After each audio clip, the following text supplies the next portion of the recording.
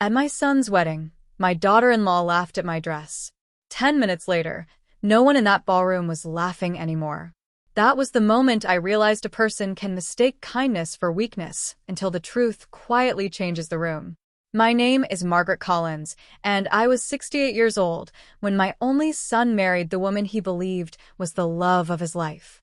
I arrived at the historic stone church just outside Hartford a little earlier than everyone else, carrying a small gift wrapped in ivory paper and wearing the navy blue dress my late husband had given me on our 40th wedding anniversary. The fabric was simple, elegant, and carefully pressed that morning.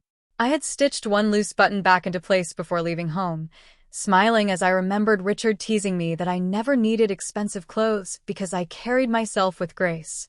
He had been gone for 3 years, but whenever I wore that dress, I could still hear his gentle laugh in the quiet corners of my memory. The church bells echoed across the parking lot while families greeted one another with hugs, laughter, and photographs. I watched fathers straighten their ties and mothers wipe invisible wrinkles from their daughters' gowns. It should have been a beautiful morning. It should have been one of the happiest days of my life. Instead, it became the day I finally saw my family exactly as it was. As I stepped into the reception hall after the ceremony, I noticed conversations slowing for just a second. Several guests looked at me before glancing toward Vanessa.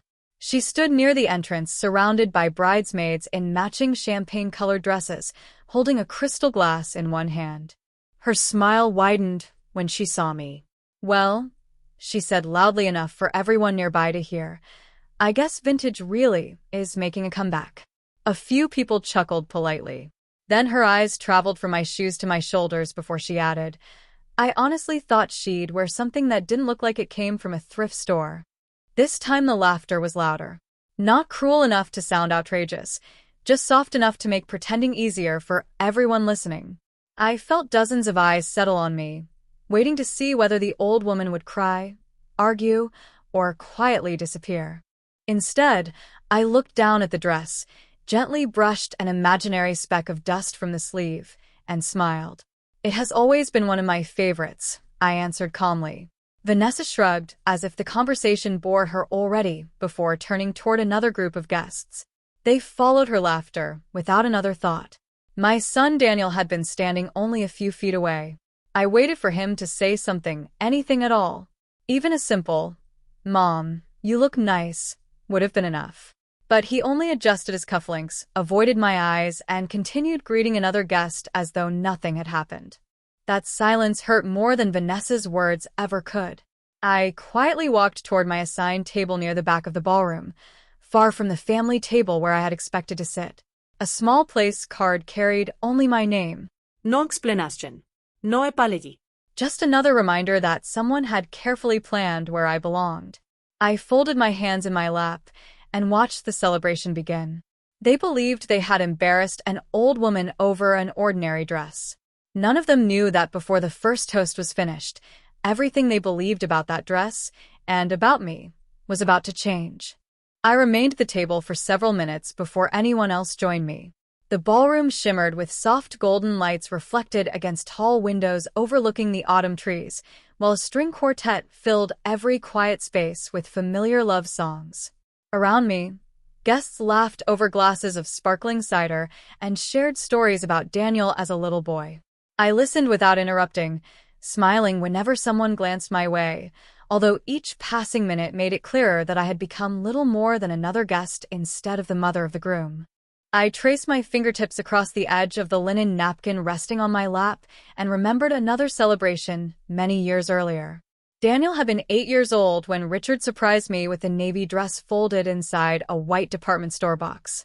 We had been saving every extra dollar for a family vacation, so I told him we could not afford unnecessary gifts. He only smiled, kissed my forehead, and said, "One day Daniel will grow up, and there will be milestones worth dressing up for. I want you to have something that always reminds you how beautiful you are." At the time I laughed because it sounded so sentimental. Now those words echoed louder than the music surrounding me. That dress had been with me through anniversaries, graduations, Thanksgiving dinners, and Richard's retirement party. It had never represented fashion. It represented loyalty, family, and promises that lasted longer than a lifetime. I glanced toward the head table where Daniel and Vanessa greeted relatives one by one. Vanessa looked flawless in her tailored white gown, accepting compliments with effortless confidence. Every smile she offered seemed carefully measured, warm enough for photographs, but never reaching her eyes. Daniel smiled beside her, although I recognized the tired expression hidden beneath it. I had known my son for 36 years. I could still tell when he was pretending everything was perfect. Even so, he never once searched the room for me. He never wondered whether I was comfortable sitting alone. As servers carried plates of herb-roasted chicken, mashed potatoes, green beans, and warm dinner rolls from table to table, a cheerful woman seated beside me introduced herself as Vanessa's aunt. She complimented my dress and asked whether it was new. Before I could answer, another relative leaned closer with an awkward smile and whispered, "Do not take Vanessa too seriously. She likes making little jokes when she is nervous." I nodded politely, although something inside me quietly disagreed. That had not been nervousness. It had been intention. There is a difference between an awkward comment and a carefully chosen insult delivered loudly enough for strangers to hear. I had learned that lesson over the last 4 years.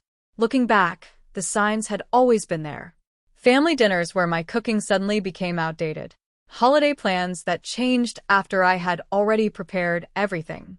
Birthdays rescheduled at the last minute because another invitation sounded more exciting.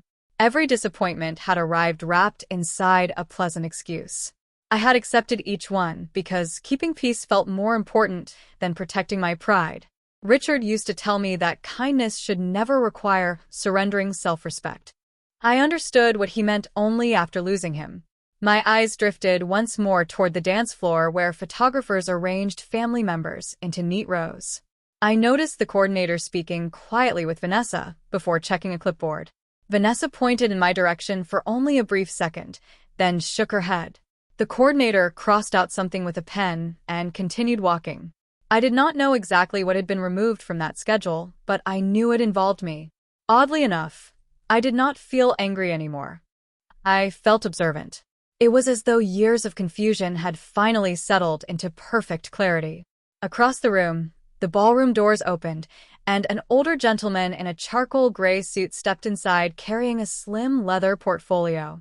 The moment I recognized Thomas Grant, Richard's oldest friend and attorney, I realized his arrival was no coincidence.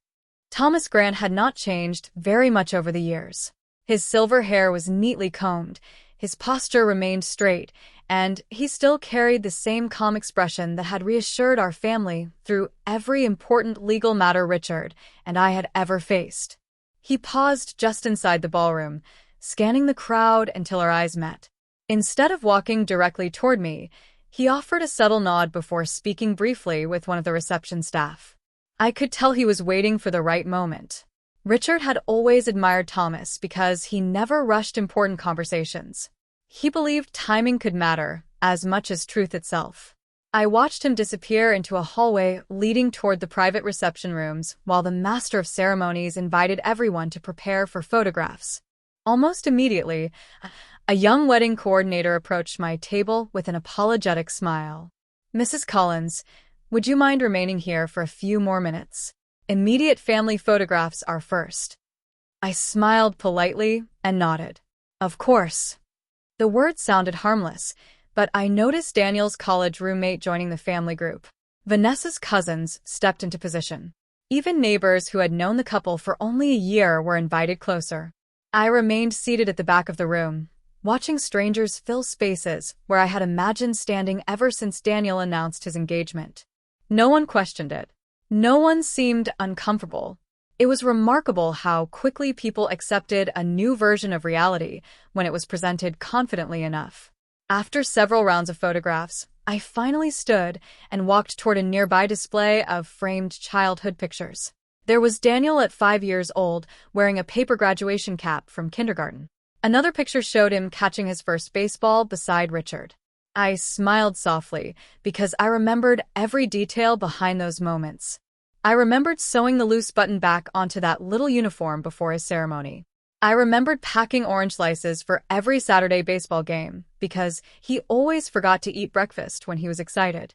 Looking at those photographs, I realized that motherhood often leaves invisible fingerprints. Everyone celebrates the milestones, but very few remember the quiet mornings, the sacrifices, and the countless ordinary days that made those milestones possible. Beautiful memories, are they not? A gentle voice asked behind me. I turned to see Thomas standing only a few feet away. They certainly are, I replied. Richard would have loved seeing Daniel today. Thomas's eyes lingered on the photographs before settling on me. Richard thought about this day more than you know. There was something unusual in the way he said it. Not sad. Not nostalgic. Certain. Before I could respond, Vanessa appeared beside us with a polished smile. Thomas, I am so glad you made it. Daniel mentioned you might stop by. Her tone sounded warm, but I noticed how quickly her eyes moved toward the leather portfolio tucked beneath his arm. Congratulations, Thomas answered courteously. Everything looks lovely. Vanessa laughed lightly.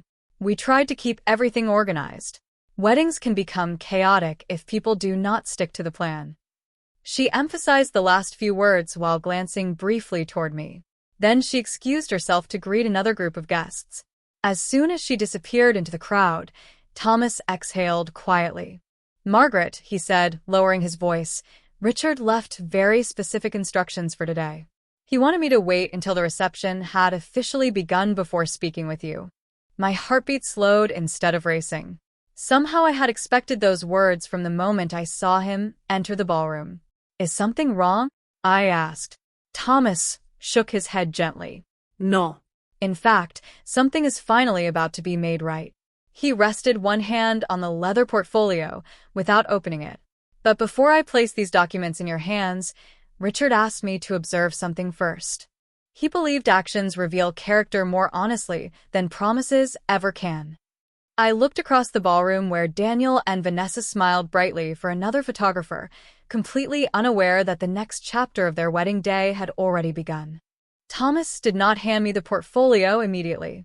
Instead, he suggested we walk toward a quiet corner near the ballroom windows where the music softened into the background.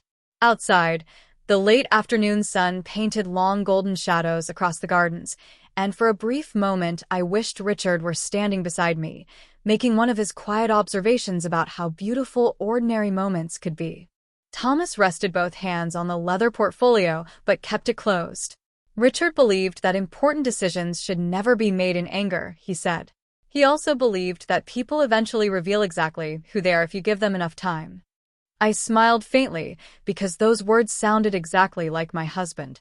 Richard had never judged anyone after a single disagreement. He watched patterns instead of moments. He trusted actions more than apologies. Looking back, I realized I had spent years excusing behavior that Richard probably noticed much earlier. The first Christmas after Daniel introduced Vanessa, she insisted on hosting dinner herself. I happily offered to help, but she politely declined. On Christmas morning, she called to explain that the gathering had been moved an hour earlier because of scheduling conflicts. By the time I arrived, everyone had already finished eating. Daniel apologized and blamed poor communication. I accepted his explanation without another thought. Months later came my birthday. Vanessa suggested postponing dinner because Daniel had unexpected work obligations. The following day, I learned through family photographs that everyone had gathered together anyway after Daniel finished work. Again, I convinced myself there had been an innocent misunderstanding. Then there were smaller moments that seemed too insignificant to mention. Family group messages that somehow never reached me. Weekend trips I learned about after they ended. Conversations that stopped whenever I entered the room. None of those memories felt important by themselves, but standing beside Thomas, they connected like pieces of a puzzle that had waited years to be assembled. Richard noticed these things, Thomas said quietly, as though reading my thoughts. He hoped they would change with time. He wanted peace more than conflict. I lowered my eyes toward the sleeve of my navy dress and gently smoothed the fabric across my wrist. So did I answered. Perhaps that was our mistake. Thomas nodded thoughtfully. Kindness is admirable, Margaret. Silence can be admirable too. But silence also allows certain people to believe there are no consequences. Before I could respond, applause erupted across the ballroom as Daniel and Vanessa stepped onto the dance floor for their first dance. Guests gathered in a wide circle, smiling as cameras flashed from every direction. The couple looked happy beneath the warm lights, moving slowly while the band played an old love song that Richard and I used to enjoy. I watched my son carefully. He looked relaxed, completely unaware that I stood only a few yards away with the man who had managed every important legal document Richard ever signed. My heart did not fill with resentment as I watched him. Instead, it filled with sadness for the little boy who once ran across baseball field searching for me after every game because he wanted to know whether I had seen his best catch. Somewhere along the way, that little boy had become a man who no longer noticed whether his own mother had been left standing alone. Thomas followed my gaze. Richard left very clear instructions, he repeated. He asked me not to interrupt today unless I was absolutely certain the time was right. He paused before adding, I believe that time is approaching.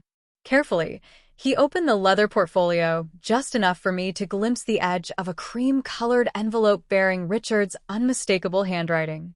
Even from several inches away, I recognized the careful script that had once filled anniversary cards, grocery lists, and little notes he slipped into my purse before business trips. Seeing those familiar letters made my chest tighten far more than Vanessa's laughter ever had. Thomas closed the portfolio again before anyone else could notice. Not yet, he said softly. Richard wanted everyone to finish showing you exactly who they are before his final words are heard. At that very moment, across the dance floor, Vanessa raised her glass and smiled confidently toward the master of ceremonies, signaling that she was ready to begin the reception speeches. The master of ceremonies welcomed everyone to settle into their seats as servers quietly cleared the dinner plates and replaced them with coffee cups and small slices of wedding cake. The room glowed with candlelight, and every table seemed wrapped in warm conversation.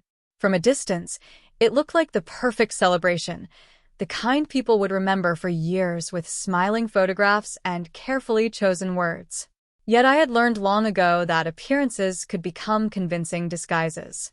Vanessa stepped gracefully to the microphone and thanked everyone for traveling from near and far to celebrate the beginning of their new life together. She spoke confidently about family, loyalty, and new traditions. The guests applauded several times. She mentioned her parents, her grandparents, her closest friends, and even her co-workers who had helped organize the reception. My name was never spoken. I did not feel surprised. Instead, I quietly watched Daniel. He smiled proudly beside his new wife, occasionally nodding as though every sentence reflected his own thoughts. Once, his eyes drifted toward my table for only a second before returning to Vanessa. He looked comfortable inside the version of the story she had created, a story where I had somehow become little more than another face in the audience. After the applause faded, several relatives approached the microphone to share lighthearted memories.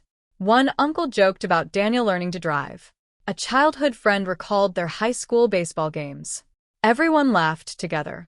During each speech, I noticed Vanessa gently directing the order of events with subtle gestures toward the coordinator. Nothing happened by accident. Every introduction, every photograph, every announcement had been carefully arranged. Thomas remained near the ballroom entrance, saying very little.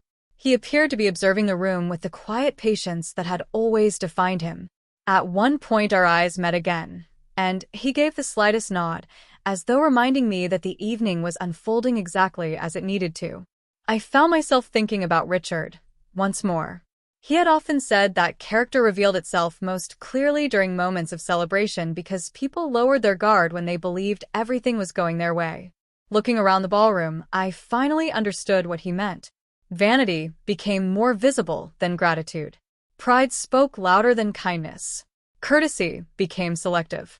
Across the room, I noticed one of the bridesmaids carrying a garment bag toward a storage area behind the stage. As she passed Vanessa, I overheard a quiet exchange. Vanessa laughed softly and said, "At least the photographs will not be ruined by that old navy dress in the front row." They did not realize I was close enough to hear every word. The bridesmaid offered an uncomfortable smile, but did not respond. She simply continued walking. Oddly enough, the remark no longer wounded me. It confirmed something far more valuable than an apology ever could. It confirmed that the earlier comment had never been a careless joke. It had been deliberate from the beginning. I returned to my table without changing my expression. A few minutes later, Daniel approached carrying 2 glasses of sparkling cider. He handed one to me and smiled politely. "Everything all right, Mom?" he asked. His voice sounded sincere, but it also carried the distracted tone of someone checking off another obligation before returning to the celebration. I accepted the glass and smiled back. "Everything is just fine, Daniel." He seemed relieved by my answer. "Good. I know today has been busy." Before I could say another word, Vanessa called his name from across the ballroom. He apologized, squeezed my shoulder briefly, and hurried away without noticing that he had never actually looked into my eyes. I watched him disappear into the crowd and realized something important. My son still believed peace meant avoiding uncomfortable truths. Richard had once believed that as well, until life taught him otherwise. Thomas slowly walked toward my table and rested the leather portfolio beside an empty chair. "Margaret," he said quietly, "the final toast is next. After that, Richard's instructions allow me to speak." He placed one hand gently on the closed portfolio. "Everything that happens from this moment forward will unfold exactly as he planned years ago." The final toast began with the familiar sound of crystal glasses gently tapping together across the ballroom. The master of ceremonies welcomed everyone to raise a glass in honor of the newly married couple, and for a few quiet moments the room became exactly what every wedding hopes to be: warm, joyful, and filled with hopeful smiles. Daniel wrapped one arm around Vanessa, while photographers hurried to capture every angle. They stood beneath a canopy of white flowers as guests lifted their glasses in celebration. I remained seated, holding mine carefully without taking a sip. My attention drifted toward Thomas, who had stepped closer to the stage without drawing attention to himself. He carried the leather portfolio with the same steady confidence I had seen countless times during Richard's business meetings. There was no urgency in his movements, no sign of confrontation, only quiet certainty. After the applause settled, the master of ceremonies thanked everyone for their heartfelt speeches and announced that the evening would continue with dessert, dancing, and open congratulations from family and friends. Just as he prepared to leave the microphone, Thomas politely raised one hand. "Excuse me," he said in a calm, respectful voice. "May I have just a few moments? Richard Collins asked me many years ago to deliver a message on this particular day." The room became noticeably quieter. Several older relatives recognized Thomas immediately and exchanged curious glances. Daniel looked surprised but smiled politely. "Of course, Thomas," he replied.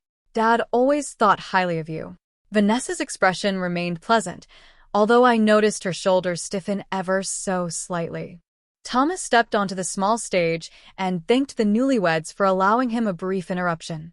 "Many of you knew Richard as a successful businessman," he began. "I had the privilege of knowing him as a loyal friend for more than 40 years. Richard believed that important family milestones deserved more than gifts. He believed they deserved wisdom that could outlive him." The ballroom fell completely silent.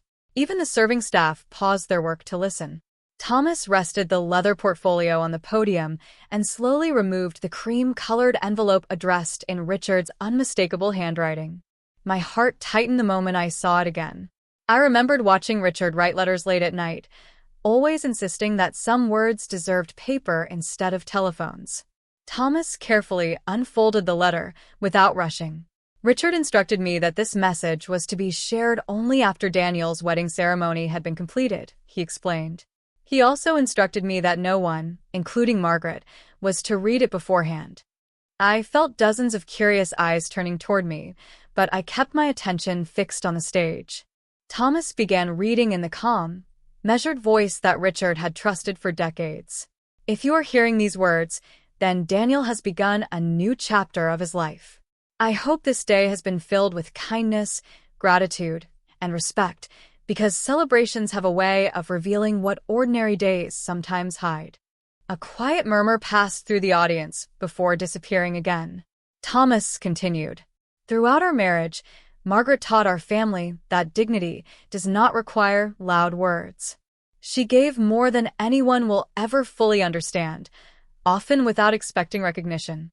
If, on this day, she has been honored with the same love she has always given, then my heart rests peacefully. Thomas paused for only a moment before reading the next sentence. But if she has been overlooked, embarrassed, or treated as though her place in this family no longer matters, then the remaining instructions inside this portfolio must be carried out exactly as written. A wave of silence spread through the ballroom, unlike anything I had ever experienced. Daniel slowly turned toward me, confusion replacing the comfortable smile he had worn all evening. Vanessa remained perfectly still beside him, although the confidence that had followed her throughout the reception seemed to fade ever so slightly. Thomas gently lowered the letter, but did not return it to the envelope. Instead, he reached deeper into the portfolio and carefully withdrew a second sealed document bearing Richard's signature. Without raising his voice or changing his calm expression, he looked directly toward Daniel and said, Richard prepared this document for only one possible circumstance. Based on everything that has taken place today, I am now required to open it. Thomas broke the seal with deliberate care, unfolding the document as though every page carried the weight of years rather than ink. No one spoke. Even the band members lowered their instruments and watched from the corner of the ballroom. This is an amendment to Richard Collins's family trust, Thomas said calmly. It was executed 6 months before his passing and has remained sealed under his written instructions until this evening. Daniel exchanged a puzzled glance with Vanessa before taking one hesitant step toward the stage. I did not know there was another amendment, he admitted. Thomas nodded respectfully. Very few people did. He adjusted his glasses and continued reading. Richard established a family legacy trust intended to preserve certain assets, including the lake cottage, the investment account dedicated to future grandchildren, and several family heirlooms that carried sentimental rather than financial value. Management of this trust shall remain exclusively under Margaret Collins unless she voluntarily appoints a successor. Quiet whispers spread across the room. Daniel looked genuinely surprised. Vanessa remained motionless, although the confident smile that had stayed on her face throughout the reception had disappeared completely. Thomas continued, without changing his calm tone. No beneficiary shall receive authority over these assets until Margaret Collins determines that such authority would honor the values upon which our family was built. Those values are respect, gratitude, honesty, and compassion. He paused before reading the next paragraph. Should Margaret Collins experience public humiliation, deliberate exclusion, or repeated disrespect from any individual seeking benefit from this trust, she shall retain sole authority to suspend or permanently redirect future distributions according to her independent judgment. The ballroom became so quiet that I could hear the gentle hum of the air conditioning above us. Daniel slowly turned toward me, his expression filled not with anger but confusion. It was obvious that he had never expected his father to prepare something so carefully. Vanessa finally found her voice. There has to be some misunderstanding, she said with a nervous laugh. Richard loved Daniel. He would never want to create division inside the family. Thomas looked at her with quiet courtesy. Richard loved his family very deeply. That is precisely why he prepared detailed instructions instead of leaving assumptions. He lifted another page. There is one final statement written entirely in Richard's own hand. I felt my heart tighten as Thomas began reading. Margaret, if this letter has reached you under difficult circumstances, remember something I told you many times. You never needed expensive clothes to earn respect because your character was always your finest possession. If anyone judges your worth by appearances, they have already revealed the limits of their own character. Protect your peace before you protect your pride, and never confuse forgiveness with surrender. My eyes filled with quiet tears, not from sadness, but from hearing Richard's familiar wisdom one more time. Around the room, several relatives lowered their heads. Others glanced toward me with expressions that had changed completely since the reception began. Daniel took another slow step forward. Mom, he whispered, I did not know. I believed him. His surprise looked genuine. But genuine surprise could not erase years of overlooked moments or the silence that had filled the spaces where a son's voice should have been. Vanessa opened her mouth as though searching for another explanation, then closed it again when she realized there was none that fit the facts everyone had just heard. Thomas carefully returned the handwritten letter to its envelope before closing the portfolio. "The trust remains exactly as Richard intended," he said. "Nothing has been taken away from anyone tonight. The only thing revealed this evening is who now carries the responsibility of deciding its future." Every eye in the ballroom turned toward me. Only a short time earlier they had noticed an older woman wearing what some considered an unfashionable navy dress. Now they were looking at me very differently. Yet the greatest change had not happened inside that room. It had happened quietly within me. For the first time in many years, I no longer felt invisible. For several long seconds, no one moved. The silence inside the ballroom felt heavier than any speech that had been given that evening. I slowly stood from my chair, not because anyone expected me to, but because remaining seated somehow no longer felt right. Thomas stepped down from the stage and handed me the leather portfolio with both hands. It was a simple gesture, quiet and respectful, yet it carried more meaning than any applause ever could. I accepted it carefully, feeling the familiar texture of the worn leather beneath my fingertips. Richard had carried that same portfolio to countless meetings throughout our marriage. Seeing it in my hands felt like receiving one final promise from the man who had always believed I deserved more confidence than I ever gave myself. Daniel approached slowly, stopping several feet away. His eyes were filled with uncertainty instead of pride now. "Mom," he said softly, "I wish Dad had told me about this." I looked at him for a long moment before answering. "Your father wanted you to learn certain things on your own." Daniel lowered his eyes. "Did you know?" I gently shook my head. "Not until tonight." That answer seemed to surprise him almost as much as the documents themselves. Across the ballroom, Vanessa remained beside the head table, speaking quietly with two members of her family. Their expressions shifted from confusion to concern as they watched us. For the first time since I had arrived that afternoon, she no longer appeared completely certain of herself. She finally walked toward us, maintaining the composed smile she had practiced all evening. "Margaret," she began carefully, "if anything I said earlier offended you, I hope you know it was only meant as harmless humor. Weddings are emotional days, and sometimes jokes come out the wrong way." I listened without interrupting. Months earlier, I probably would have accepted those words immediately because avoiding conflict had always felt easier than questioning sincerity. But Richard's letter had reminded me that kindness should never require pretending not to notice disrespect. "Humor usually makes everyone laugh," I answered quietly. "Today, only one person was supposed to be the joke." Vanessa's smile faded for just an instant before returning again. "I truly did not intend that." I simply nodded. There was no reason to argue. The truth had already spoken more clearly than either of us could. Around us, conversations gradually resumed, although the atmosphere had changed completely.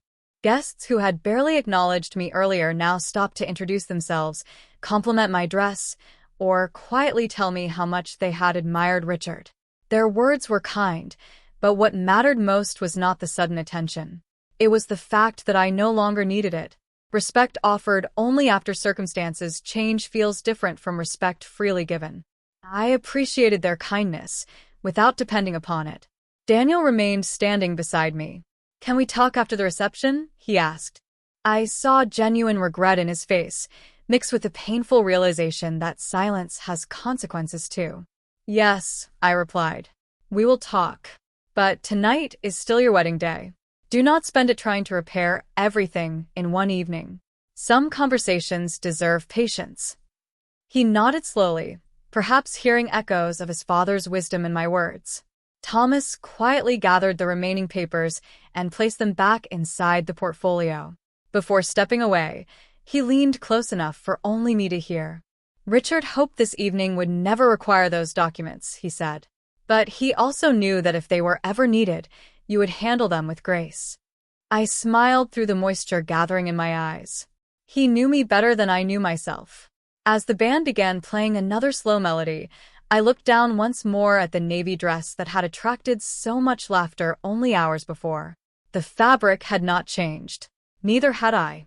The only difference was that the room had finally learned to see what Richard had always seen from the very beginning.